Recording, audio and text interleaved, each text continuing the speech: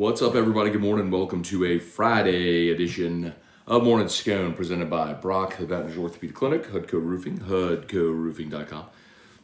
Do business with someone you know. Hudco Roofing, HUDCORoofing.com. Okay, y'all. What an awesome night. Derek Stingley goes third overall. He ties the record for the highest drafted cornerback ever, third overall. And it also set the stage, the way the first round went, for the Saints to get exactly what they needed.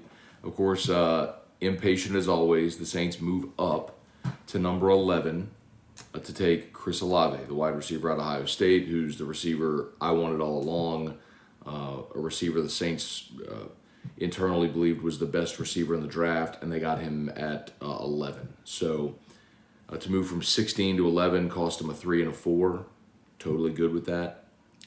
You maintained 2 first-round picks this year, and Trevor Penning was sitting there for you at 19. So not only did you get the best receiver in the draft, you also got your left tackle.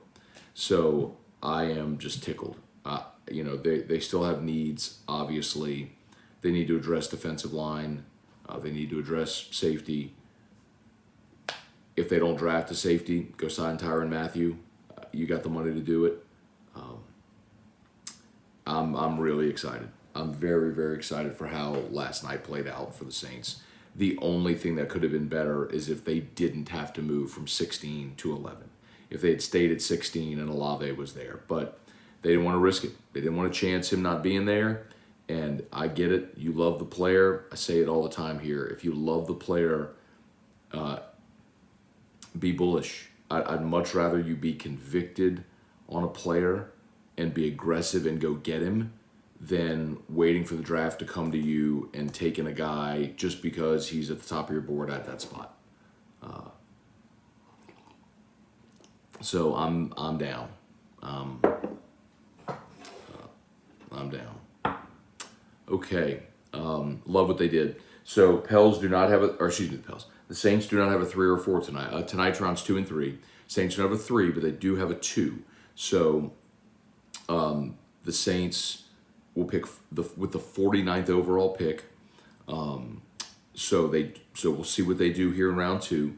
And I don't know that they have the capital in this year's draft to move back into round 3 or 4 if they want to. But they do have a 5 and a couple of six round picks. So they do have some draft capital, and you could always use a pick next year to move up if you really wanted to, if they loved a player. I mean, we saw them do that with when they took Troutman and Bond a couple of years ago with 3rd round picks. So let's see if there's more movement. Pels, obviously disappointing that the season came to an end, but what an incredible season. I know it's a first round exit in the playoffs, but context matters. I mean, just think about if you are if you're the Brooklyn Nets, you had a first round exit as well. The Denver Nuggets, first round exit as well, despite having the MVP, the likely MVP on your team. The Pels, it very much feels like the arrow is pointing up, way up. So it's exciting. All right, let's say some good morning, see what y'all got. LSU baseball, 3-game series with Georgia starts tonight as well. We've been talking about a great opportunity for LSU this weekend with Georgia coming in. It's a top 20 RPI opponent coming into the box, and it's a great opportunity to go take 2 out of 3. All right, Kirk Taylor, good morning. Vernell Thomas, Tyler Choate, good morning. Truax, what's up, man? Kirk, Drunk, Handy, and Otter were flipping amazing. They're the best. If you were not watching the companion show last night, I would highly recommend checking out my TikTok or my Instagram Reels for a couple of highlight moments. If you don't follow me on Instagram or TikTok, please do that. It's at Matt Moscona. Or go to the Watch 104.5 ESPN YouTube channel. Go back and watch the very end of the companion show. Very much worth it. Quentin Breakbill, Brian Wynn, Kirk, for some reason, your mic was low last night. Everyone else was fine. And we bounced around too, so it's okay. Kelly Gross, good morning. Stephen Fry, Kerry Hughes, the odd moment last night may have been the best moment in your night show history. It was, I don't know if it was the best, But it was a memorable one for sure. And I try to tell everybody, when Hanny and I showed up, I told everybody, I was like, tell your friends if they're not watching, if they tune it, like, to get back on the stream, because there is going to be a viral moment somewhere with these two. Like, it's just gonna happen. And it happened twice last night. Kurt, hard pressed to have anyone say a bad thing about last night. I'd agree. Let's see, Honey Badger hasn't been hanging around campus in Louisiana for nothing. Don't think I've seen him in pictures and appearances this long.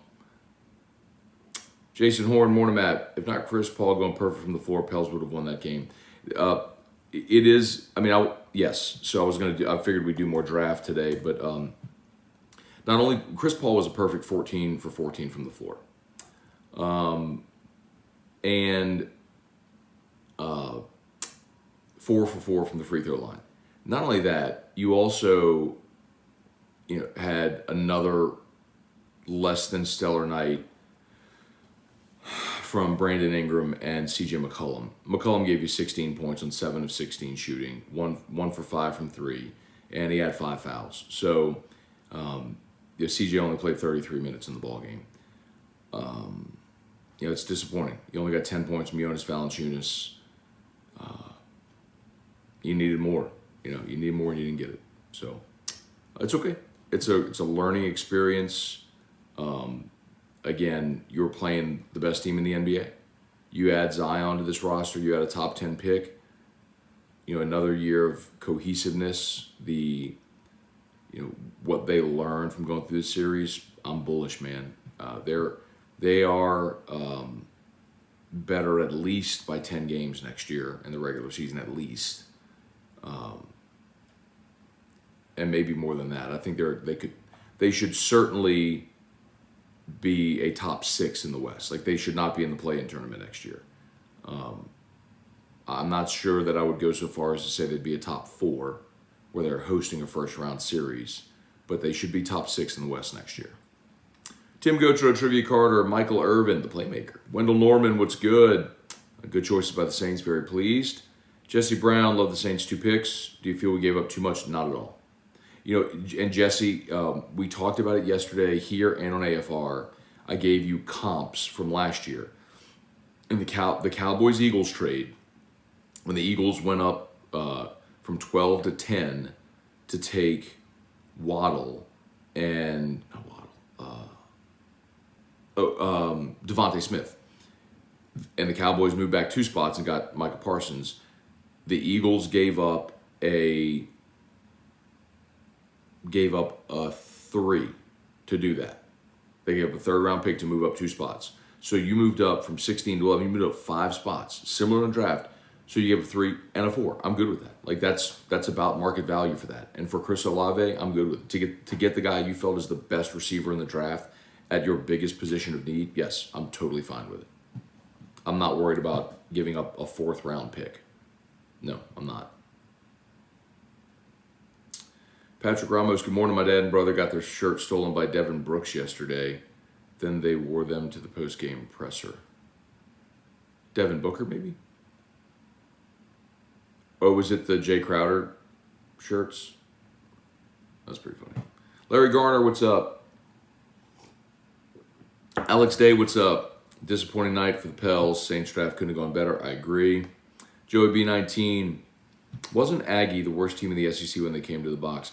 So, Joey B19, that was the opening weekend of SEC play. And we didn't know. Texas A&M, it turned out, has been a surprise. Again, that's a smaller sample size, and you think you have an idea of what teams are going to be. And at that point, LSU, if you remember, Ty Floyd started the Friday night game. Blake Money, who had injured his hand the week before, or his wrist, started this game 2. McHale hadn't established himself yet. Pearson and Stevenson weren't in the lineup yet. So you're talking about a vastly different look now than 6 weeks ago. Rapid matches, Matthew Vincent, good morning from Lake Charles. Tomas Pena, hopefully Travis Jones or Jalen Petrie will be available at 49. Petrie is the one I know they want, Tomas. I hope he's there. Matthew Vincent, do you think the Saints will take Matt Corral at 49? I do not. Kyle Milliken, Feinbaum looking cat in the LSU polo behind was distracted. I saw y'all commented the whole time. But he didn't say anything. While we didn't bother us on air. So it was all good. He was just trying to listen to the show. Randall Offrecht, the Feinbaum cat. Morning, Matt. I like the Olave pick. Don't love it with how much we had to give up. I just could not disagree more. Giving up a 3 and a 4.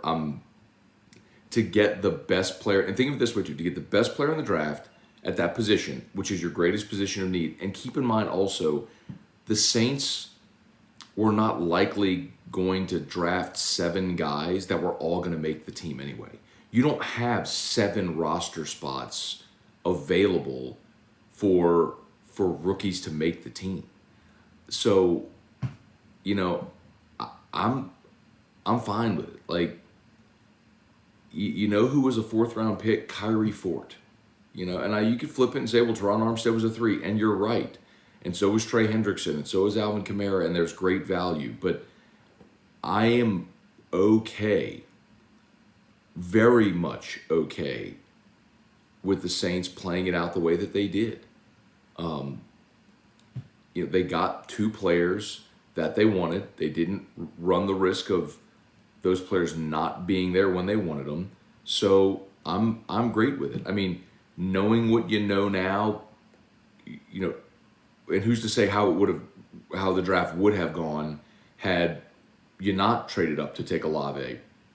Maybe he's not on the board at that point. Maybe he's not on the board at 16. But are you, Jamison Williams had already come off the board. I mean, all the best receivers in the draft were gone. And Treylon Burks wasn't a guy that you were really, coveting. So would you go on maybe safety there? Do you go Kenny Pickett?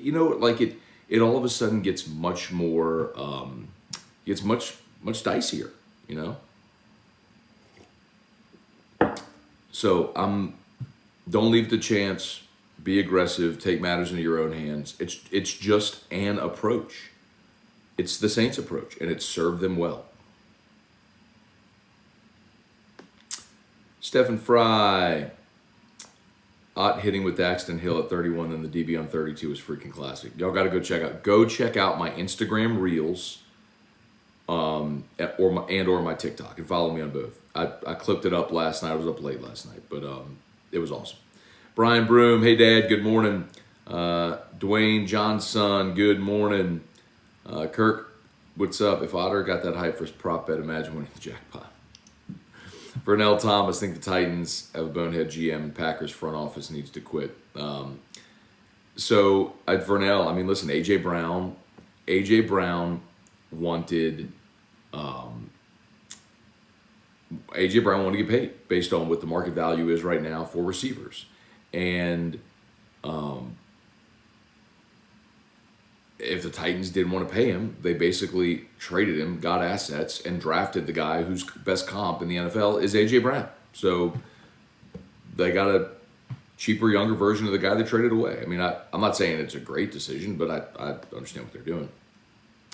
Steve Colson, what's up? Both Saints picks were reaches, confusing picks. I completely disagree with you. Respectfully, Steve, completely disagree with you. I love them both.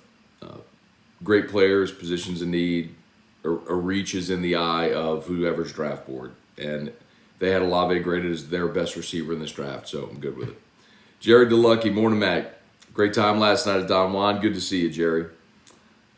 Future is bright for the Pels. Yes, indeed. Justin Keller, upset with the Pels. They had the game. They gave it away. Just my opinion.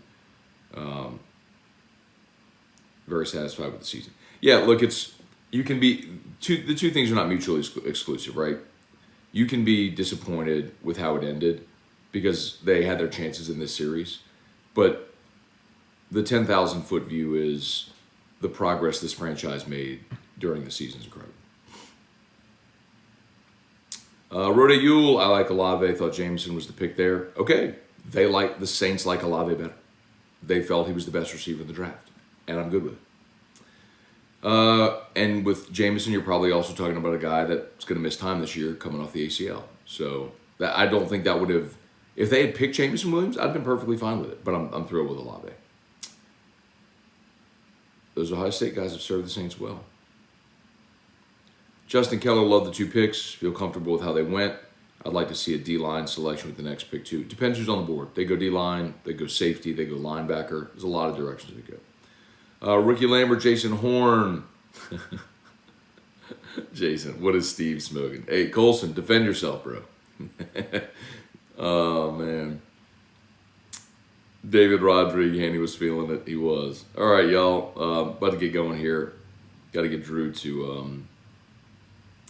and get him to St. Lillian. As always, shout out to Brock. Hudco, you need an orthopedist. Brock, need a roof, call Hudco. Love to give you a free, no obligation roofing inspection. If you or someone you know already has had the insurance adjuster out to your house, you've got your paperwork, maybe you even have a check from the insurance company, you're not sure what to do next, give us a shout. We'd love to take care of you. Hudco Roofing, HudcoRoofing.com. Brendel Aufrecht. Jordan Thomas, what position do you think the Saints' priority is the second round? If Jalen Petrue's there, I think it's safety. Rapping batches, T-Bob was sounding like an 80s wrestling promo this morning. That's what he sounds like every morning. Shane O'Mac, morning, y'all. What a night last night. Great draft pick by the Saints. Emotional moment for Willie Green. This is why we love sports. Yeah. Tyrone Leger, Olave will be working against number 2 cornerbacks with a 4.39 40. He's the deep threat we needed. Completely agree. Jesse Post. Let's see. Wendell Norman. Oh, God. Funny moment when the Saints pick was in. Eckler and Gonzalez were announcing the NFL game. Matt was ready to Saints. Oh, dude. I was pretty triggered in that moment. And we didn't have the sound on.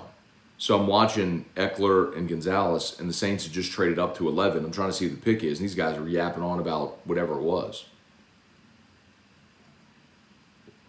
Jason Champagne would love to see the Saints get Breece Hall. I'd be okay with that. They need a running back. I figured they'd use one of their middle round picks on a back, but I think there's going to be some good players late in this draft at running back. Is it possible the NCAA is done with LSU since they got their pound of flesh with Will Wade? No. Wendell Norman, will we hear from the great Mike D on Saints draft recap? Unfortunately, no, Wendell. He can't come on anymore since he does WWL every day. Renee Cantu, boss, love the picks. We address wide receiver and OT just as needed. Olave is a stud. Ronnie Dugas, Gabriel Fernando. We're without picks. All these moves. But the Saints without picks, do you think that we must get? Gabriel, I'm good with what they did. And you do have picks. You drafted 2 starters yesterday, and you're going to get one at 49 as well. I'll reiterate, you don't have 7 spots on your roster for 7 draft picks to come in and either be starters or on spots. So if you can come out of this draft with 3 starters, day 1 starters, cool. All right. I got to get going, y'all. Very sorry I got to bounce. Leo Williams, Chance Babin, what's up, y'all? Gregory Brooks. All right. Y'all have an awesome day. YouTube, smash that like button. If you haven't done so yet, please subscribe to the YouTube channel. Facebook, like the page, share the post. As always, shout out to Brock. You need an orthopedist, brortho.com. And, of course, Hudco Roofing, HudcoRoofing.com. Have an awesome day. Have a great Friday, y'all. LSU Daily. We'll get you a preview of LSU Georgia series. If you haven't done so yet, subscribe up to the LSU Daily podcast, however you get your podcasts. And AFR3. Peace, y'all.